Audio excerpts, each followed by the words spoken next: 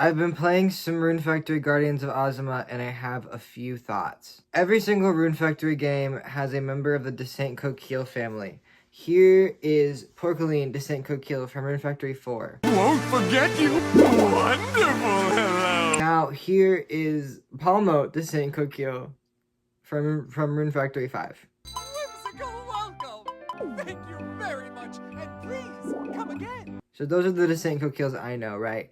Here is Mauro Descent Coquille from Rune Factory Guardians of Ozma. Grazie, traveler! I am Mauro Panforte Saint Coquille, but please, call me Mauro!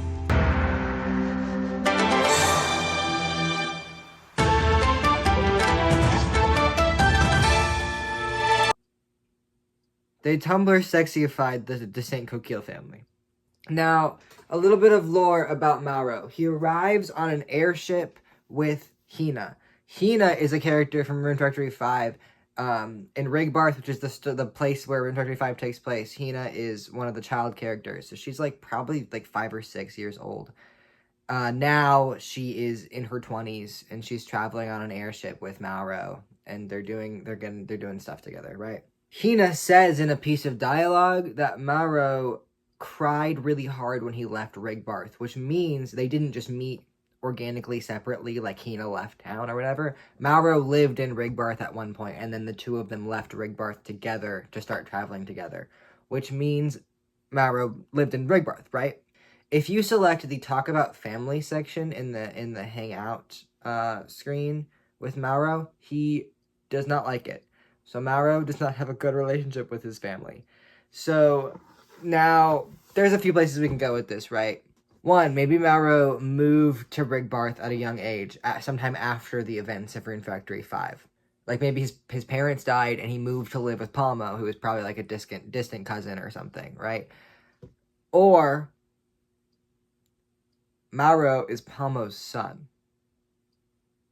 Mauro is Palmo's son, which would mean he was born after the events of Rune Factory 5, before the events of Guardians of Ozma. Now, we know from Hina's rough age that it's probably been 15, 20 years since the end of that game. So that's not totally unreasonable. It could have been 20 years. That would just mean that Hina's 25, Mauro's 20. I don't think that's totally ridiculous to imagine in our brains. Now, the immediate next question you have, of course, is if Mauro is Palmo's son, who is the other parent of Mauro, right? And I just want you to look at the protagonist from Rune Factory 5 right now. And then look at Mauro. So, now you'll notice I'm using the male protagonist specifically, and you might be like, what about the female protagonist? And they are pretty interchangeable, but the female protagonist from Rune Factory 5 has green eyes. The male protagonist has blue eyes. Mauro has blue eyes. So, I know you haven't played these games, so you might think, how would two male characters have a biological child? It's not what you think.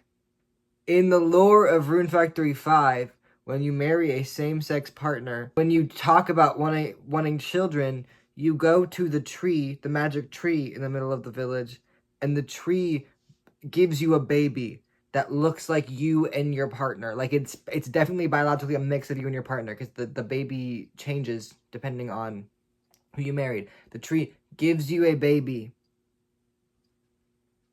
which would mean that canonically in Rune Factory 5, before Guardians of Ozma, I don't give a shit about the fact that this isn't a game mechanic in the game. Canonically, Palmo and the protagonist from Rune Factory 5 got married and had a tree baby. And canonically, they were bad parents because Mauro does not like talking about them.